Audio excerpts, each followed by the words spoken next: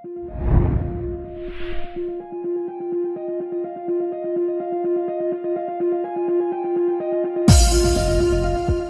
Importance हम पहले बता दिए कि ये आगे चलकर आपका जैसे ही सेकंड ईयर का एग्ज़ाम दोगे उसके बाद आपको CUET देना पड़ेगा, उसमें ये सारे चीज़ सवाल पूछे जाएंगे अगर ये सब्जेक्ट रखेंगे तो।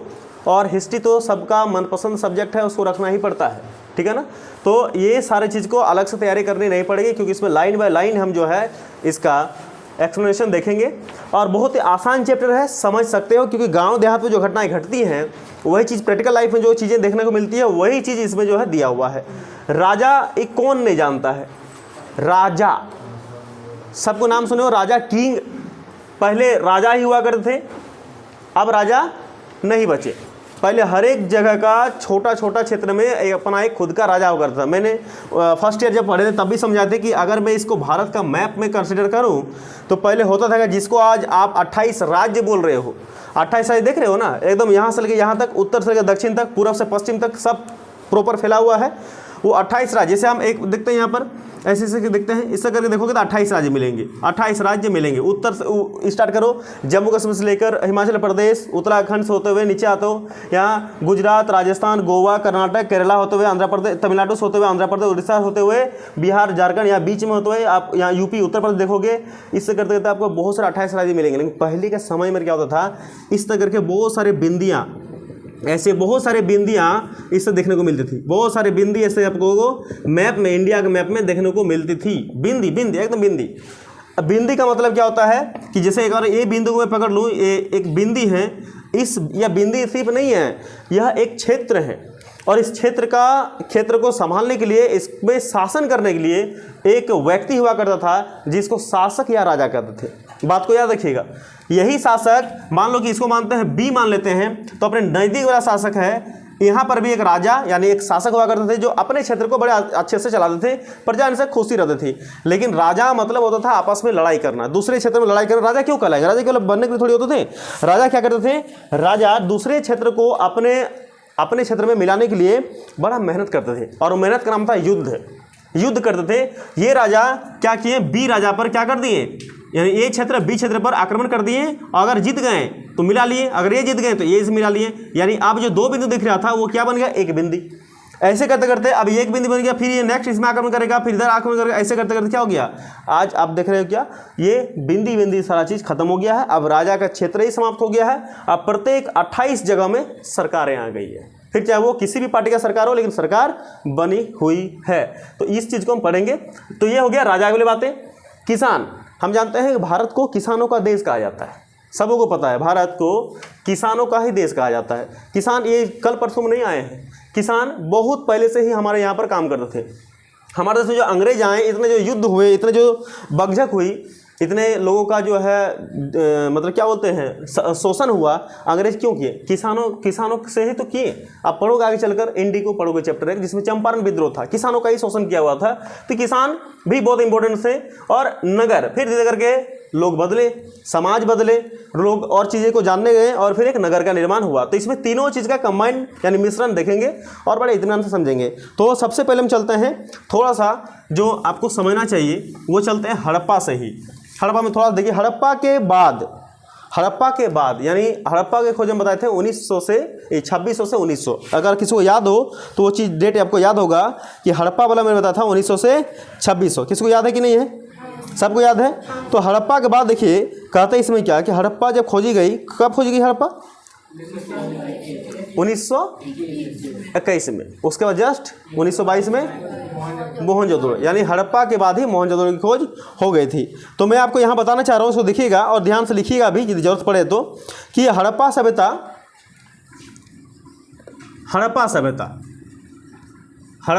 जो सभ्यता है, यानी इसका हम जब स्टार्ट चैप्टर कराए थे तो बताए थे कि इसका और भी बहुत सारे नाम हैं, 3 नाम है।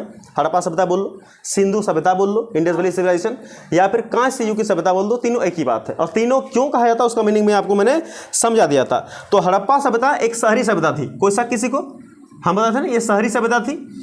हड़प्पा सभ्यता एक शहरी सभ्यता थी, और इनका जो विकास हुआ था, इनका जो ड्यूरेशन चला था वो 2600 ईसा पूर्व से 1900 ईसा पूर्व तक। किसी कोई दिक्कत नहीं, यहाँ तो समझ में आ गया वो पहले ही मैंने बताया था। ये चीज़ किसी को समझ में नहीं आएगा ऐसे कोई बात नहीं, एकदम आसान भाषा में समझाए हैं, समझिएगा और आगे बढ़िएगा। और बीच में बोलते हैं कि एक युग और आया जिसको बोलते हैं वैदिक युग। याद रखना, वैदिक युग, वैदिक युग बोल लो या वैदिक काल बोल लो, या इसी को अगर मैं इससे कंपेरिजन करूँ तो सभ्यता भी आप कह सकते हो। ठीक है, ये चीज़ें आपको याद रखनी पड़ेगी। कहते हैं ये युग को ना 2 भागों में बांटा गया था। अब यहाँ पर ये इंपॉर्टेंट, इतने थोड़ा बताएंगे फिर हम किताब में चलेंगे कि वैदिक युग को 2 भागों में बांटा गया था। 2 भाग कौन कौन से, एक ऋग वैदिक काल और एक उत्तर वैदिक काल। इसको याद रखिएगा, एक उत्तर वैदिक काल और एक ऋग वैदिक काल। यानी एक को बोलते थे क्या, ऋग वैदिक काल, ऋग वैदिक काल, और एक जो थे वो था उत्तर वैदिक काल, वैदिक काल। ये 2 काल आप याद करना, वैदिक युग को ही या काल को या सभ्यता को 2 भागों में बांटा था। काल मतलब समय होता है, एक उत्तर वैदिक काल और एक भी ऋग वैदिक काल। तो यहाँ बोल रहे हैं कि वैदिक युग, अगर 2 सवाल पूछेंगे, वैदिक युग कब से कब तक चला, जैसे हम हड़प्पा बोलेंगे तो 2600 से 1900। वैदिक युग कब से कब तक चला, तो इसका उत्तर क्या आएगा, इसका उत्तर आएगा ये 1500 से लेकर 600। याद रखना, 1500 से लेकर 600 ईसा पूर्व, 1500 से लेकर 600 ईसा पूर्व तक ये चला। जिस प्रकार हड़प्पा सभ्यता एक शहरी सभ्यता थी, जस्ट इसका ऑपोजिट वैदिक युग या सभ्यता एक ग्रामीण सभ्यता थी। याद रखना, ये कैसी सभ्यता थी, ये ग्रामीण थी, ग्रामीण सभ्यता। जो चीज़ बोल रहे हैं यही चीज़ एग्जाम जब टेस्ट लेते हैं यही सारा चीज़ हम देते हैं। ठीक है, इसको याद रखिएगा। और कह रहे उत्तर वैदिक काल का अगर मैं बात करूँ या फिर ऋग वैदिक काल की बात करूँ, तो ऋग वैदिक काल याद रखना, इसका जो समय चला था ये 1500 से लेकर 1000 ईसा पूर्व तक इनका समय ड्यूरेशन चला था, ऋग वैदिक काल का। याद इस बात को रखिएगा, 1500 से 1000। और इसको अब मैं बात करूं तो 1000 से ये स्टार्ट हुए और 600 तक ईसा पूर्व तक ये चले। यानी देखिए 1500 से 600, 15 स्टार्ट हुआ, 600 में समाप्त हो गया, हुआ ना। यानी इसके बीच में 2 काल थे, ऋग्वेद काल, उत्तर वैदिक काल। ऋग्वेद काल 1500 में स्टार्ट हुआ, 1000 तक खत्म हुआ। उत्तर वैदिक काल 1000 में स्टार्ट हुआ और 600 चला। यानी ये दोनों को ही मिलाकर कहा जाता है वैदिक युग। इसलिए 1500 से स्टार्ट हुआ, 600 समाप्त हुआ। और इसका भी आप देख सकते हो, 1500 स्टार्ट हुआ और 600 में जाकर ये समाप्त हुआ। इसी का एक अंश था, इसी का एक भाग था, इसीलिए आप इस चीज़ को जान पाओगे। चलते हैं आगे में, आगे देखिए। अब कहते हैं यहाँ पर कि वैदिक काल की क्या क्या विशेषताएं थी। इसको मैं डिलीट कर रहा हूँ, किसी को लिखना है तो लिख सकते हैं, लिखना किसी को है, फटाक से लिखिए, फटाक से लिखिए। वैदिक काल क्यों कहते पता है, किसी को पता वैदिक काल क्यों कहा जाता है? क्योंकि इसी समय में जो 4 वेद है ना, ऋग्वेद, यजुर्वेद, सामवेद, अथर्ववेद, इसी काल में इनका जो है लिखा गया था, निर्माण किया गया था, रचना की गई थी। इस बात को याद, इसीलिए इसको कहा जाता है वैदिक काल, यानी 1500 से 600। इस कालक्रम को याद रखिएगा। पहला जो इसकी बातें विशेषताएं हैं, पहली विशेषताएं लिखते चलिएगा अगर हो सका पॉसिबल तो मेरे साथ में, कि हड़प्पा सभ्यता के बाद वैदिक सभ्यता अस्तित्व में आई। हड़प्पा सभ्यता के बाद, चालू है, रुक रहा है, इसको भी रोक दो, समझाएंगे तब लिख लेने के बाद। ठीक है, देखिए वैदिक काल, वैदिक काल को वैदिक काल इसलिए कहा जाता है क्योंकि इसी समय में नदियों के किनारों पर ऋषि मुनियों के द्वारा वेदों की रचना की गई। रचना की गई मतलब उस समय गुरु शिष्य का परंपरा चल रहा था, तो गुरु बोलते गए, शिष्य सुनते गए, और बाद में इसी को जो है नए युग में इसको लिखा गया, लिखित रूप में ढाला गया। तो ये हड़प्पा सभ्यता के बाद, जो हम लोगों ने लेसन 1 में हड़प्पा सभ्यता पढ़े थे, तो हड़प्पा सभ्यता के बाद वैदिक सभ्यता अस्तित्व में आ गई। याद रखना कि वैदिक सभ्यता, यहाँ क्वेश्चन क्या बनेगा कि वैदिक सभ्यता के पहले कौन सी सभ्यताएं अस्तित्व में थी, तो हड़प्पा सभ्यता। तो हड़प्पा के बाद कौन आ गए, वैदिक सभ्यता। इस बात को याद रखिएगा। हड़प्पा को अगर हम शहरी सभ्यता कहते हैं तो इसका जस्ट ऑपोजिट है कि वैदिक सभ्यता कैसी सभ्यता है, एक ग्रामीण सभ्यता है। इस बात को याद रखना, यही वाला इंपॉर्टेंट यहाँ पर है। ग्रामीण और शहरी में कंफ्यूज हो जाओगे कि हड़प्पा है शहरी और वैदिक है ग्रामीण। और इसको जो है ग्रामीण सभ्यता यानी वैदिक सभ्यता कौन लाया है, आर्यों के द्वारा ये लाया गया था। इसका कालखंड जो है यानी वैदिक सभ्यता कब से कब तक चली यानी अस्तित्व में रही, तो 1500 से लेकर 600 ईसा पूर्व। ये यहाँ पर डेट इंपॉर्टेंट है, इसको याद रखिएगा। इतना समय इसका निर्धारित करा गया है। और इनकी जो भाषा थी वो संस्कृत थी, यानी प्राक संस्कृत, जो वर्तमान संस्कृत से थोड़ी सी अलग थी, ज़्यादा नहीं, थोड़ी सी कोई अलग थी। और वैदिक सभ्यता को मुख्य रूप से 2 भागों में, यहाँ पर 2 इंपॉर्टेंट है कि वैदिक सभ्यता को कितने भागों में बांटा गया है, 2 भागों में बांटा गया है। एक का नाम है ऋग वैदिक काल, जो 1500 से लेकर 1000 ईसा पूर्व में था। और इसी के समय में वेदों का जो पहला वेद है, यानी सबसे पुराना वेद, वेदों में सबसे पुराना वेद है ऋग्वेद, उनकी रचना इन्हीं समय पर किया था, ठीक है ना, ऋषि मुनियों द्वारा करा गया था इसी काल में। ऋग्वेद नाम से स्पष्ट है, ऋग्वेद काल में कौन से वेद की रचना हुई थी? ऋग्वेद, याद रखना। अब जो सेकंड वाला जो भाग है उत्तर वैदिक काल, इसका कालक्रम है 1000 से लेकर 600, और इस समय बाकी के जो 3 वेद हैं, यानी ऋग्वेद को छोड़ दूं तो यजुर्वेद, अथर्ववेद और सामवेद, इन तीनों वेदों की रचना इस कालखंड में हुई थी। इस बात को याद रखिएगा, जिस तरह हम पढ़ा रहे हैं उस तरह याद कीजिएगा, एग्जाम में उसी तरह का क्वेश्चन आएंगे और उसको आराम से आप डील कर सकते हो। तो यहाँ इस बात को आप याद रखना। आप चलते हैं थोड़ा सा बुक से, और फिर अगर कोई विशेष बात आती है तो उसके बारे में चर्चा करेंगे हम। इसको मैं एडिट करूँ। सभ्यता के बाद हम समझाएंगे, इसलिए मेरे साथ लिखते चलिएगा। हम एक बार समझाते भी लास्ट में हैं तो सब समझ लीजिएगा, मेरे साथ लिखते पहले चलिए ताकि देरी ना हो जाए। हड़प्पा सभ्यता के बाद 1500 वर्षों, ये हेडिंग है। हड़प्पा सभ्यता के बाद 1500 वर्षों के लंबे अंतराल में उपमहाद्वीप के विभिन्न भागों में, महाद्वीप के विभिन्न भागों में कई प्रकार के विकास हुए, कई प्रकार के विकास हुए। प्ले है क्या? ऑफ कर लो।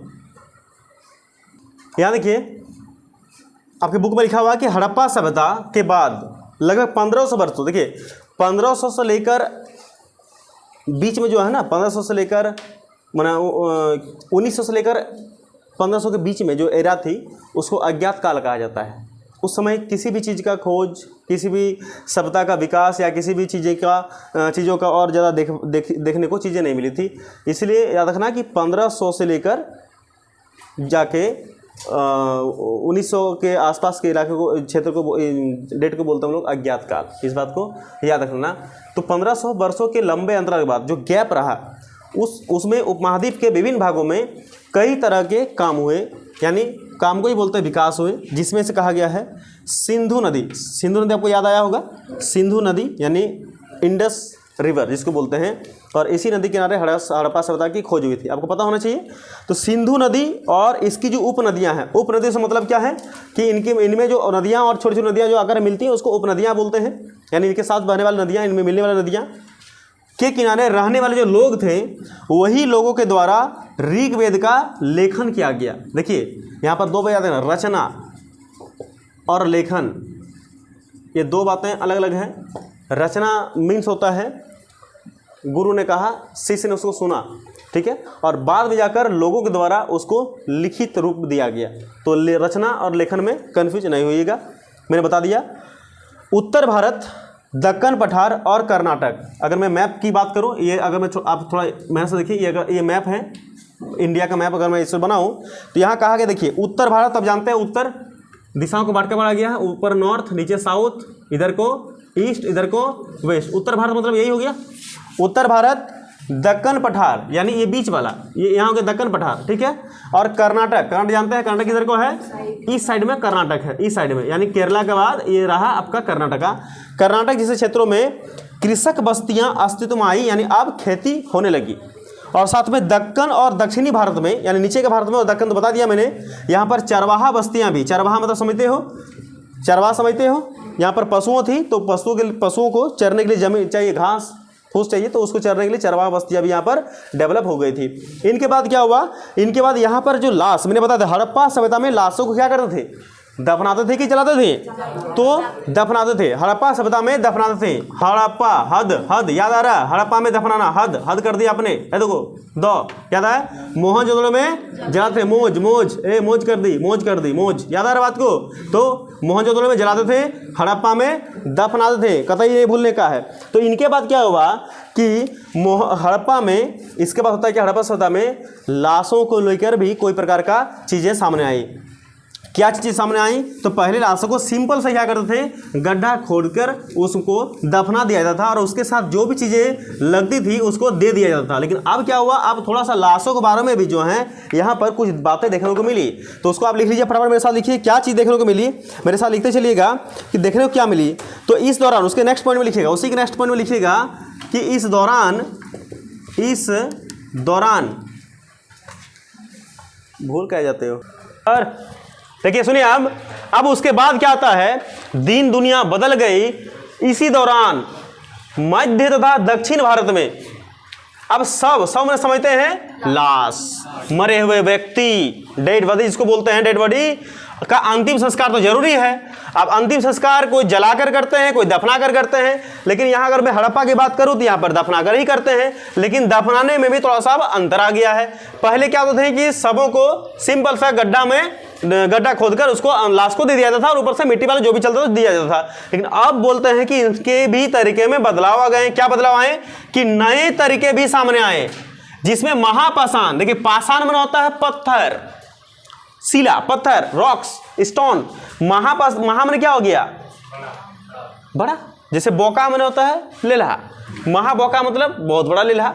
महापाषाण है बहुत बड़ा पत्थर नामक ख्यात पत्थरों के ढांचे में समूह का समाधान होता था। मतलब ऐसा कि एक बड़ा सा पत्थर इधर को, एक बड़ा सा पत्थर इधर को, एक बड़ा सा पत्थर इधर को और बीच में बाबू को सुलाया जाता था और फिर ऊपर से एक और बड़ा पत्थर। हो गया अंतिम संस्कार, खत्म। यही तो है। और फिर 12-13 दिन में सब जमा होते थे और जो जितना सका दबा दिया, एकदम बढ़िया से पूड़ी उड़ी खा के, बूंदिया खा के, एकदम हाथों धो के और लास्ट में चल देता घर। यही हिसाब किताब था। ये वाला अच्छा था कि नहीं? कोई अच्छा नहीं था। हमको लगता है आदमी मरे नहीं तो कितना अच्छा होता। आदमी मरता ही नहीं तो बड़ा सुंदर होता है, लेकिन आदमी मर जाता बड़ा दुख होता है। लेकिन मरना भी जरूरी है, क्योंकि डरना भी जरूरी है, क्योंकि मरेंगे तब तो भूत बनेंगे तब तो डरोगे। यहाँ आओ, उसके बाद क्या होता है कि सबों के साथ विभिन्न प्रकार के, अब देखिए, अब सब को बड़ा बड़ा पत्थर दिया। अब इसका देखो, सब को ना, लाश को थोड़ा चेंज किया, इसको मॉडिफाई किया। इनको गड्ढा में पहले डाला जाता था, अब गड्ढा तो करते थे लेकिन अब उसके साथ में पत्थर भी दिया जाता था। लेकिन फिर भी सब जो लाश नाखुश दिख रहे थे, कहता हम नहीं मानेंगे भैया। कौन बोल रहे थे? ये लाश बोल रहे थे चिल्ला चिल्ला के, हम नहीं मानेंगे, हमको थोड़ा सा मॉडिफाई कर दिया तो क्या सोच रहे, हम खुश हो जाएंगे? हम नहीं मानेंगे। अगर तुम हम मेरे कहे अनुसार काम नहीं करो तो हम तुमको डराएंगे, रात को भूत बन के डराएंगे। तो सब क्या डिमांड किए? सब ने कहा, लाश ने कहा कि सुनिए, हम तभी आपको नहीं डराएंगे जब आप हमारे पसंद मनपसंद चीज़ों को लाकर देंगे। बताया, लाश को पूछा, बताओ बेटा क्या मनपसंद दोनों चीज़ें हैं? तो बोलते हैं हमको जो है लोहे के बने जो उपकरण होता है ना बड़ा पसंद आता है, हमें वो सारा चीज़ें दिए। लोहे के बने आभूषण होते हैं, लोहे के बने जो भी चीज़ें होती हैं घर में, जो चीज़ होती है लोहे के बने, सारा चीज़ हमको दो और हथियारों को भी दो, क्योंकि हथियार रहेंगे तब तो फिर से मारकाट होगी, फिर हमारे सामने को आएंगे। हथियार ही ना लो, हथियार को भी लेते थे। और साथ में आप जानते थे, मैंने बताया था कि हड़प्पा सभ्यता में लोहे के आभूषणों को, वहाँ पर मनके को साथ में दफनाया था। तभी तो जब खोजा था, याद करो, हड़प्पा सभ्यता जब खोज हो गई थी तब क्या निकले थे वहाँ से लोहे, वहाँ से मनके, वहाँ से हड्डियाँ, वहाँ से कंकाल निकले थे ना। यही सब था, यही सब, और कुछ नहीं था। तो डरने की बात नहीं है, यही सब था, हम यही खड़े हैं। तो ये समझ गए बात को, ये चेंजेस हुआ है। चलते हैं आगे में टिप 2 चैप्टर में पढ़ना है साम्राज्य यानी वंश पढ़ना है, यानी डायनेस्टी पढ़ना है। उनमें से पहला जो पढ़ोगे आप, वो पढ़ोगे आप मगध साम्राज्य यानी हर्यक वंश पढ़ोगे। ध्यान सुनना, हर्यक वंश बहुत इंपॉर्टेंट है और बहुत कुछ समझ में आएगा।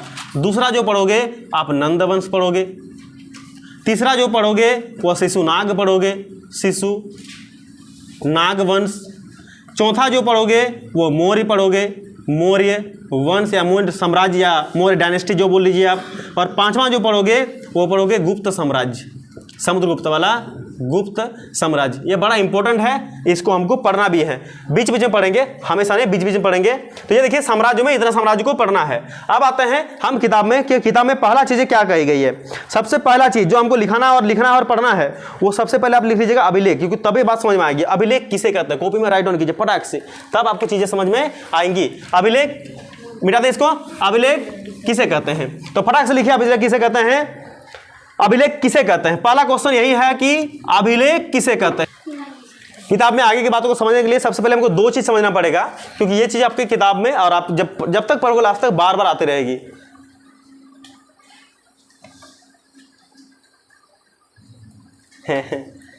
क्या है विकास, रातें शादी घर से आया न है अखिया ऐसे देर का ढाक मार रहा अखिया। हे ननू, बहुत परेशानी है। लगन अभी चलेगा 15 तारीख तक। लगन में हमारे बच्चे सब खींच लिए हैं। लगन क्या देखने जाएंगे, खुद ही लगन लगा के आ रहे हैं और फिर गाते हैं यहाँ पर लगन लग गई। क्या करें।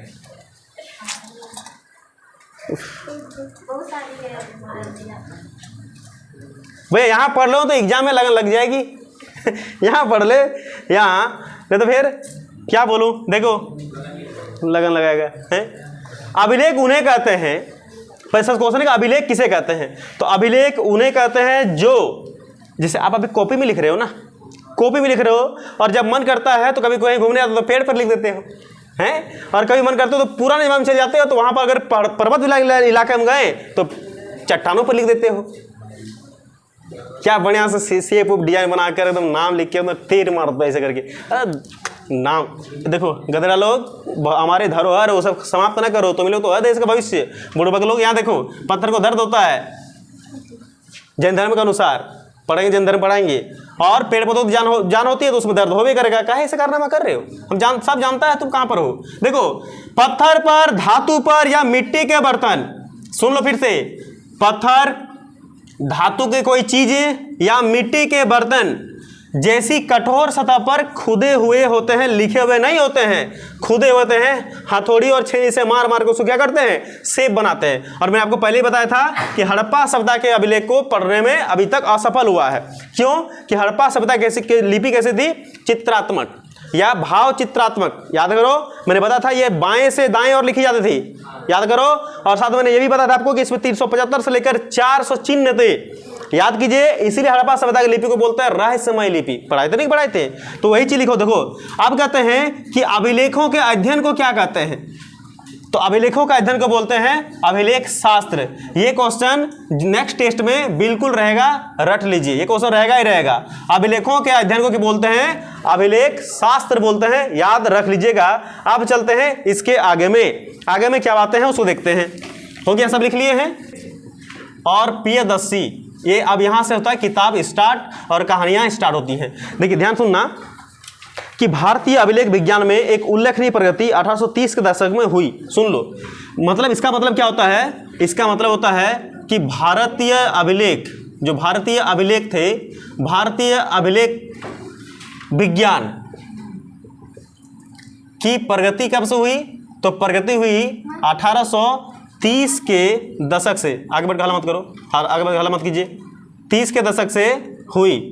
और मैं आपको कई बार समझाया, यहाँ पर जो दशक लिखा है इसका मतलब है 1830, मतलब 1830 से लेकर 1840 के मध्य में हुई है। यहाँ उल्लेखनीय प्रगति, मतलब कि प्रगति में क्या हुआ, मतलब हो सकता है कि अब अभिलेखों को कोई ऐसे व्यक्ति आ गए हैं जो पढ़ने में सक्षम हो गए हैं, जो पढ़ सक रहे हैं। यहाँ पर लिखा कि जब ईस्ट इंडिया कंपनी के एक अधिकारी, देखिए यहाँ पे इस नाम को याद रखना कि जेम्स प्रिंसेप, जेम्स प्रिंसेप, यही है प्रिंसेप, ठीक है ना, जेम्स प्रिंसेप। ये कौन थे बच्चे, ये था ईस्ट इंडिया कंपनी का एक अधिकारी था, अंग्रेज अधिकारी था, ईस्ट इंडिया कंपनी का अधिकारी। याद लिख लीजिएगा कि ईस्ट इंडिया कंपनी का अधिकारी था, ईस्ट इंडिया कंपनी का अधिकारी। और यही व्यक्ति बहुत ज़्यादा प्रचलित हुए, बहुत ज़्यादा फेमस हुए। इनके बारे में इसका जीवनी बताएंगे हम। तो ये क्या किए थे कि आपको याद होना चाहिए कि इसके बाद अशोक पढ़ोगे तो अशोक के जो शिलालेख थे, अभिलेख थे, उन पर जो है 4 भाषाओं में, 4 इसमें जो है लिखी गई थी, खरोष्टी, ग्रीक, अरमाइक और ब्राह्मी। ये 4 इसमें भाषाओं में लिखी गई थी, 4 लिपियों में लिखी गई थी। तो यहाँ बोलते हैं कि जेम्स प्रिंसेप ने क्या किया था, ब्राह्मी और खरोष्टी लिपियों का अर्थ निकाला था। याद रखना, यही जो जेम्स प्रिंस थे, ये क्या किए थे, यह 2 अभिलेख, ब्राह्मी और खरोष्टी, इसके बाद 2 और थे, ब्राह्मी, खरोष्टी, ग्रीक, अरमाइक। अभी उसको बाद में देखेंगे, पहले इसको देखिएगा कि ब्राह्मी और खरोष्टी ये जो 2 क्या थे, ये दोनों का दोनों लिपियां कौन पढ़ा था, ये दोनों लिपियों को कौन पढ़े थे, इन दोनों लिपियों का अर्थ को निकाला था यही व्यक्ति ने। कौन, जेम्स प्रिंसेप। यह ब्राह्मी और खरोष्टी लिपियों के अर्थ को निकाला था, यानी 1837 में इसने इन चीज़ों को पढ़ा था। इस बात को याद रखिएगा। 1837 में क्या लिखना है कि 1837 में 1837 में यह लिपियों को पढ़ने में सक्षम हुआ था। इस बात को भूलना मत। 1837 इस बात को लिख लीजिएगा। तो क्या लिखोगे कि अशोक के शिलालेख की खोज, क्या बात कर रहा है, अशोक के शिलालेख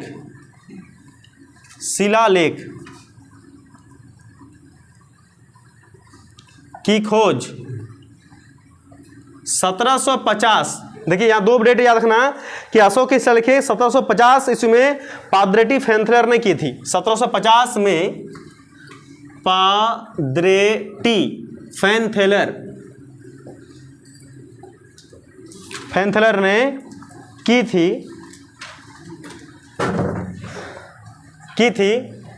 इसका डिट करूं मैं क्या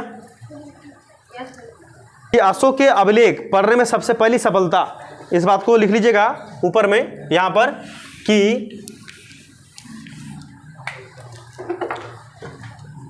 लेकिन अशोक के अभिलेख को, लिखते चलिएगा मेरे साथ, अशोक के अभिलेख को पढ़ने में सबसे पहली सफलता, पढ़ने में सबसे पहली सफलता 1837 में जेम्स प्रिंसेप को मिली। यही व्यक्ति थे जो सबसे पहली बार अभिलेख को पढ़ा था।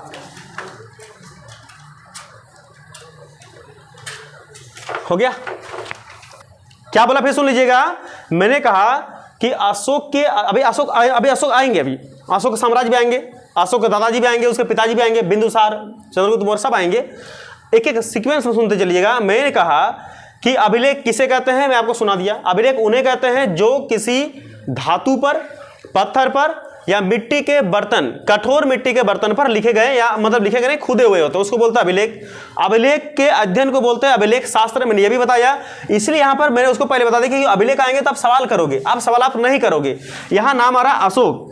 अशोक कहते हैं कि अशोक के अभिलेख को पढ़ने में सबसे पहली सफलता 1837 में जेम्स प्रिंसेप को मिली। लेकिन मैंने आपको उसके पहले क्या लिखा था कि एक टर्म लिखा था 1830 के दशक, 1830 के दशक। 1830 के दशक का मतलब होता है 1830 से 40, 1830 से 1840। देखिए 1837 किसके बीच में है कि नहीं, इसके बीच में है ना, 1830 है ना बीच में, तो इसी यही ना दशक हो गया। तो यहां बोल रहे हैं कि अशोक का अगर मैं अभिलेख को देखूं तो अशोक का अभिलेख 3 भागों में विभक्त है। एक को बोलते हैं शिलालेख, दूसरा के बोलते हैं हम लोग स्तंभ लेख, और तीसरा के बोलते हैं गुहा लेख। ये 3 प्रकार हैं। लेकिन कहते हैं यहां पर, और तीनों जो अभिलेख है तीनों में लिपियां अलग अलग हैं। अशोक ने 4 लिपियों का प्रयोग करके उसको लिखा था, ब्राह्मी, खरोष्टी, ग्रीक और अरमाइक। 4 लिपियों लिखा था। लेकिन कहते हैं कि 2 लिपियों को छोड़ दो, अभी ब्राह्मी और खरोष्टी लिपि को पढ़ने में, देखिए सबसे पहले शिलालेखों की जो खोज हुई थी वह 1750 में हुई थी और किया था पादरेटी फैनथलर ने। लेकिन इसको पढ़ने में अभी पढ़ी नहीं, केवल खोज क्या था कि हाँ पत्थर के टुकड़े मिल गए हैं जिसमें कुछ लिखा हुआ मिल गए, लेकिन पढ़ने में सफलता नहीं मिली। जेम्स प्रिंसेप, जो कि मैंने लिखा है आपको, ईस्ट इंडिया कंपनी के अधिकारी थे, ईस्ट इंडिया कंपनी के एक अधिकारी थे। अब ईस्ट इंडिया कंपनी के बारे में भी आपको बताएंगे। उसने यानी जेम्स प्रिंसेप ने पहली बार अशोक के 2 लिपियां यानी ब्राह्मी और खरोष्टी को 1837 में पढ़ी और फिर उसका मीनिंग भी दुनिया वालों को समझाएं कि इसका मतलब क्या होता है। इस बात को याद रखना। अशोक के अभिलेखों की संख्या है टोटल 14 अभिलेख हैं, जिससे पहला अभिलेख में पशु बलि की निंदा करी गई है, और पहला और 13 नंबर का 13 मतलब हो गया अभिलेख संख्या 13, जिसमें शिलालेख संख्या 13 जिसमें कलिंग युद्ध पर जो विजय प्राप्त किया था या उसका हृदय परिवर्तन हो गया था, फिर धर्म को दूसरा अपना लिया था, उसी बात में 13 अभिलेख में लिखा गया। उसको मैं बताऊंगा। सबसे बड़ा अभिलेख 13 ही अभिलेख है, 13वां अभिलेख। चल तो मैं आगे इसको मिटाता हूं। तो प्रिंसेप तो निकल गया। प्रिंसेप समझ गया ना, प्रिंसेप कौन है? प्रिंसेप जेम्स प्रिंसेप, उसके बारे में जानकारी दिया। अब जेम्स प्रिंसेप के बारे में थोड़ा और सुन लीजिएगा। जेम्स प्रिंसेप कौन थे उसके बारे में सुन लीजिएगा कि जेम्स प्रिंसेप आखिर थे कौन।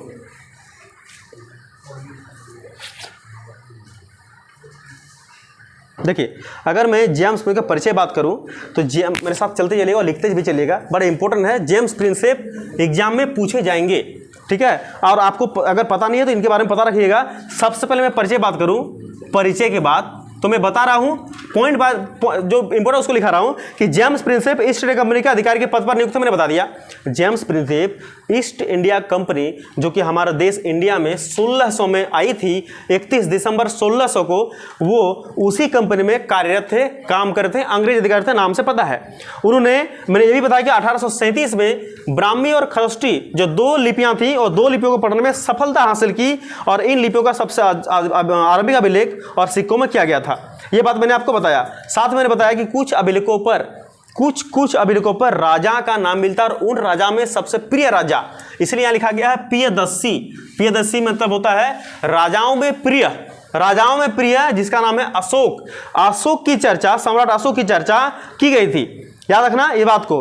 प्रिंसेपिया, ये था परिचय उनका। अगर मैं प्रिंसेपिया की बात करूं, प्रिंसेपिया क्या है, देखिए ध्यान सुनना कि जेम्स प्रिंसेप यह केवल नाम नहीं है, बल्कि इतिहास में एक बहुत बड़ा एक ब्रांड है।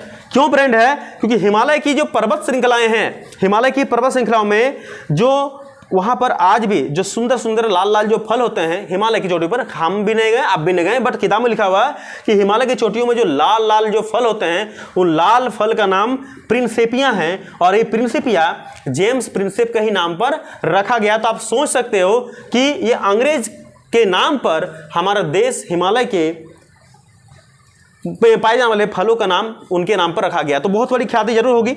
आगे सुनिए क्या लिखा गया है।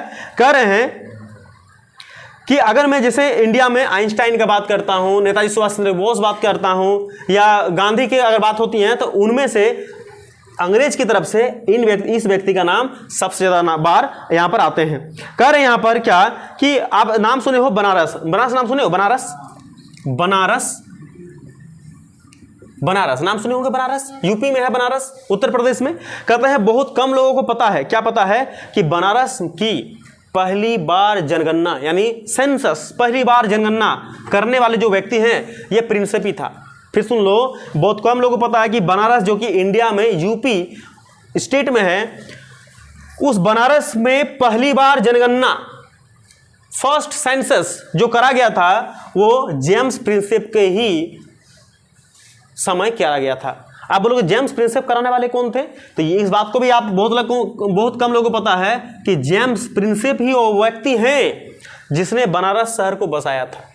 फिर सुन लेना कि पहली बार इसने क्या किया था, जनगणना। ये सब पॉइंट है, इसको याद रख लीजिएगा, ये बहुत इंपॉर्टेंट चीजें हैं, ये आगे चल के काम आएगी। अगर कोई बड़ा तैयारी करने का काम आ रहा है ना, तो ये सब याद रख लीजिएगा, पूछा जाता है। तो बनारस, 2 विशेषताएं प्रिंसेप के संबंध में, पहला कि जेम्स प्रिंसेप ने पहली बार यहाँ जनगणना कराई थी, और दूसरी बात कि जनगणना आखिर ये कराने वाले थे कौन। तो याद रखना कि बनारस शहर को बसाने वाले कौन थे, तो शहर को बसाने वाले यही व्यक्ति थे जिसका नाम था जेम्स प्रिंसेप। इन्हीं के बारे में हम लोग पढ़ रहे हैं। आगे सुन लीजिए थोड़ा सा।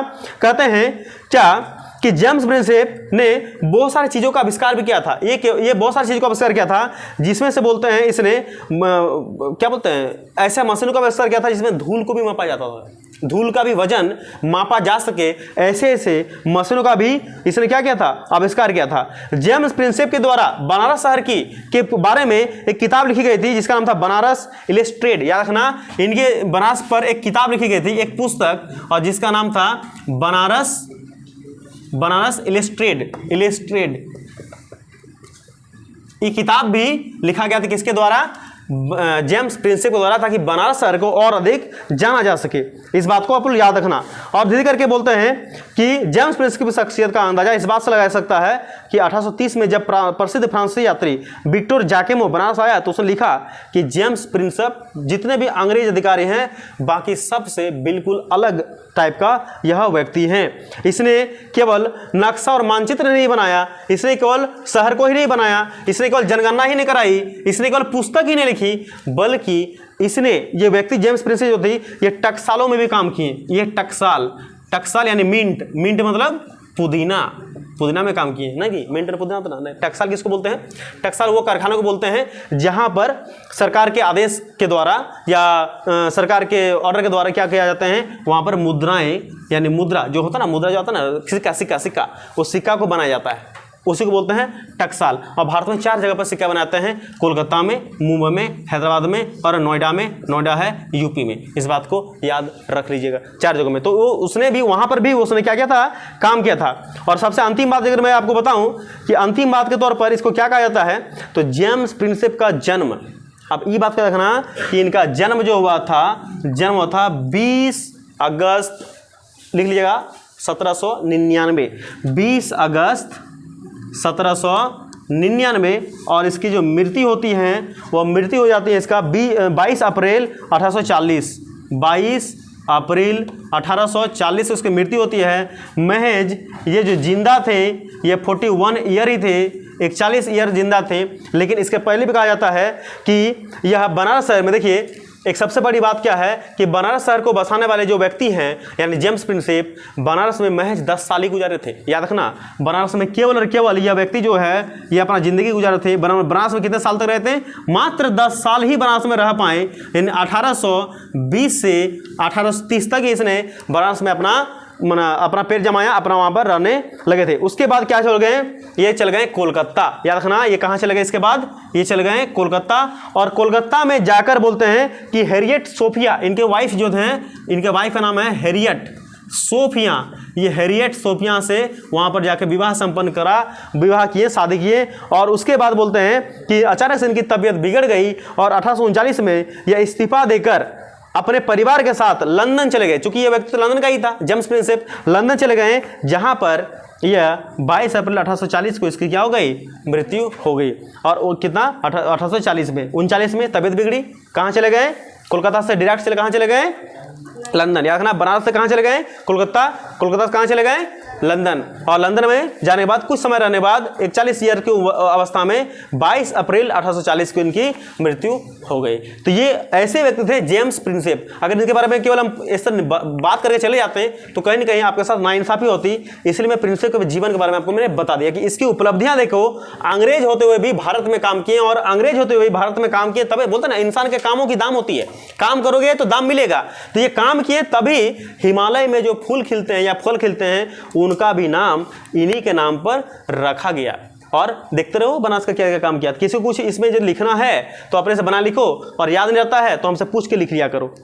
2 मिनट का समय देते हैं, फटाफट किसी को करना कुछ। वीडियो अगर पसंद आ जाए तो वीडियो को लाइक करें और पीसी क्लास चैनल को सब्सक्राइब कर लें, बेल आइकन ऑल पे सेलेक्ट कर लें, और ये बिल्कुल फ्री है। और एक प्यारा सा कमेंट कर दें आप अपना, या आप अपना कोई क्वेश्चन भी पूछ सकते हैं, या फिर किसी में समझने की कोई दिक्कत है तो वो क्वेश्चन भैया से कर सकते हैं। भैया आपको अगले वीडियो में बताएंगे। धन्यवाद।